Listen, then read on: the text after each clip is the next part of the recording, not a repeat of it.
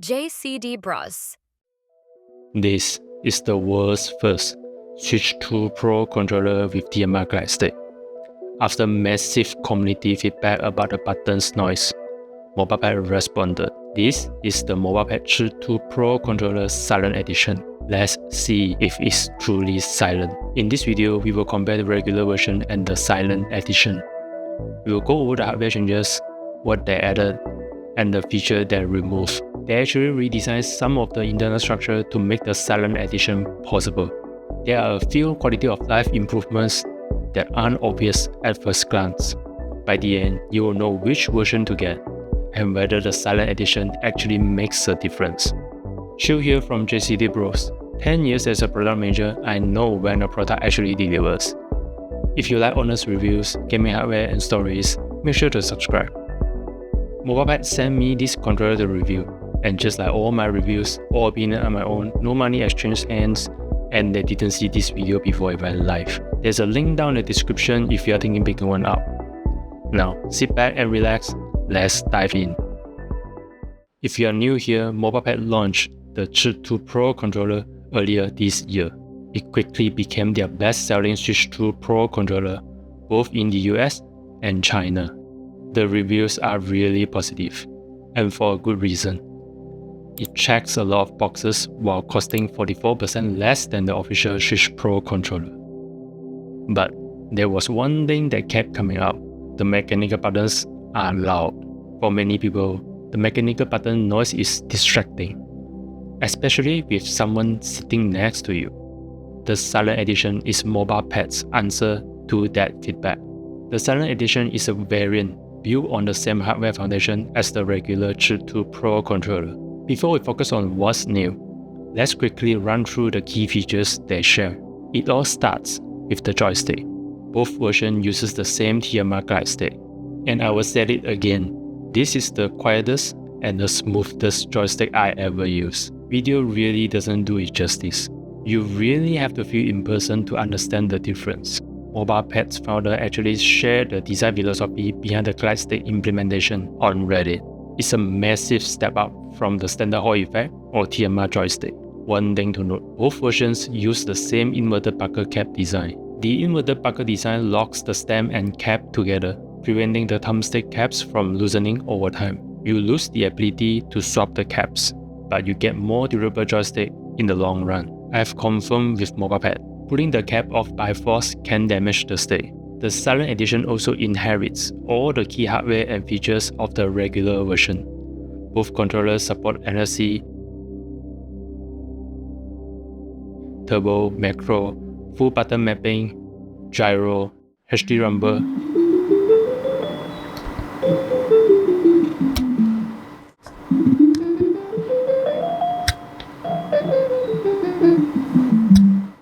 and the same 1000 mAh battery.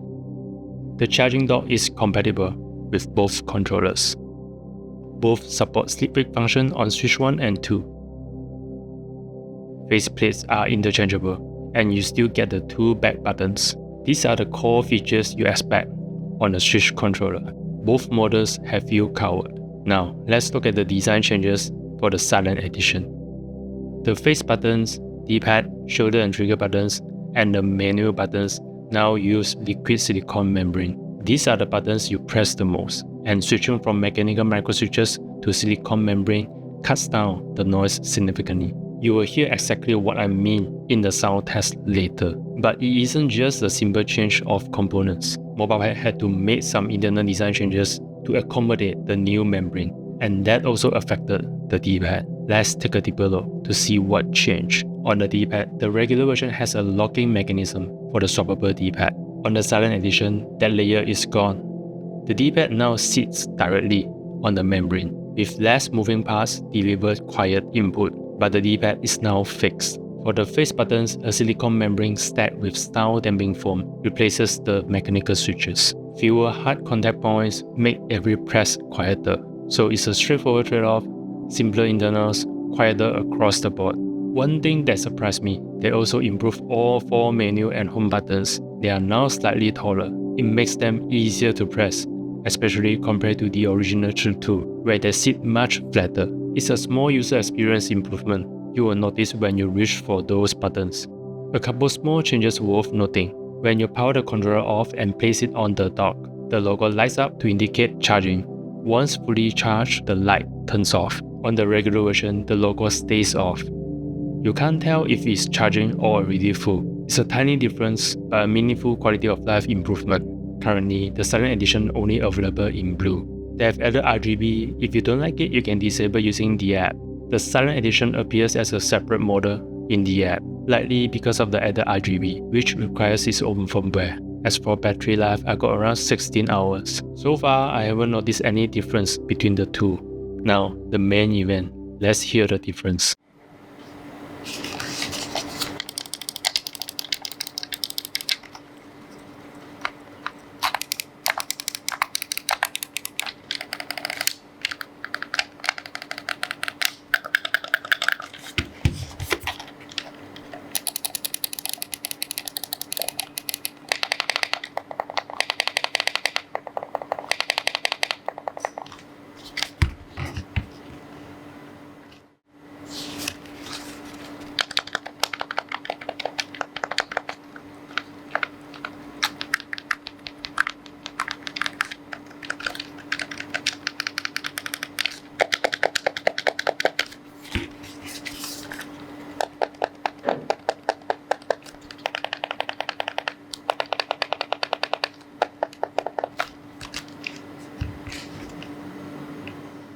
That sound difference speaks for itself. If you break down the noise profile side by side, switching the most used button to membrane brings the noise level down significantly. The back buttons are noticeably more consistent on the Silent Edition. Everything else between the two is essentially identical. Same shape, same glide state, and same price. So, the upsides. The price is unchanged.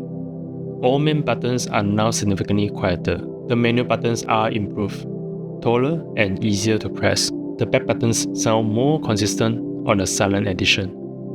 You also get RGB, and the faceplates are still interchangeable. The charging dock LED is a nice touch that makes it clear when the controller is charging. Now, the trade-offs. The biggest change is the D-pad. You lose the swappable D-pad from the original. Some downsides still true for both models. The thumbstick caps are not replaceable, and the charging dock is sold separately. They are not new, but worth keeping in mind if you are getting this controller. To be honest, you can't go wrong with either one. If you like clicky tactile feel, get the regular version. If you prefer quiet and classic buttons, the Silent Edition is the one. It's an easy recommendation for anyone looking for an affordable third-party Switch 2 Pro controller. For parents who don't want to break the bank, it costs nearly half the price of the official Switch Pro controller. Modern mechanical switches are tactile and precise, but personally, I will pick the Silent Edition. I grew up with those classic controllers. The buttons bring that feeling back. The Silent Edition with modern enhancements is a faithful recreation of that classic feel. It's quiet and less distracting for me and anyone around me. If you are still here, you like honest reviews, gaming hardware and stories, make sure to subscribe so you don't miss the next one. You can also check out the video at the corner. It is the original ChiTu Pro controller. Cheers guys. Have a good one.